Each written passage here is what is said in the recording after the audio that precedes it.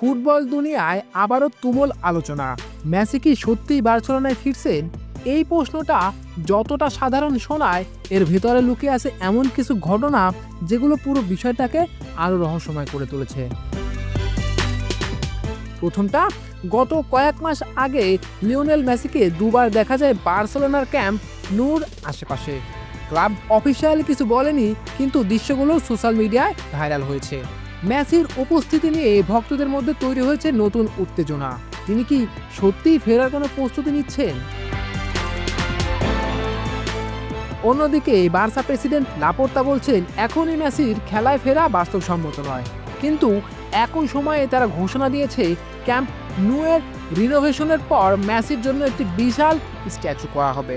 এটাই প্রশ্ন তোলে, যদি শুধু সম্মান দেওয়ার উদ্দেশ্য হয় তাহলে আগে থেকেই কেন এত গোপনীয়তা?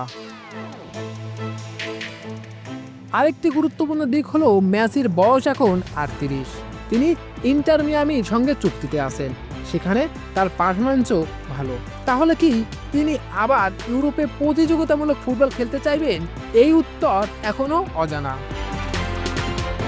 তবে বিশেষজ্ঞদের মতে বার্সার মূল পরিকল্পনা মেসির মাঠে ফেরা নয়, বরং তাকে ক্যাম্প নুতে আনুষ্ঠানিকভাবে হোমকামিং করানো। একটা বিশাল ইভেন্ট, স্ট্যাচু এবং ভক্তদের সামনে শেষবার স্টেডিয়ামে উপস্থিত হওয়া, এটাই তারা চাইছে। এখন প্রশ্ন একটাই, এটা কি মেসির রিটার্নের কেবল শুরু, নাকি শুধুই একটা গ্র্যান্ড ফেয়ারওয়েল? শাওন আহমেদ, খেলা টুডে।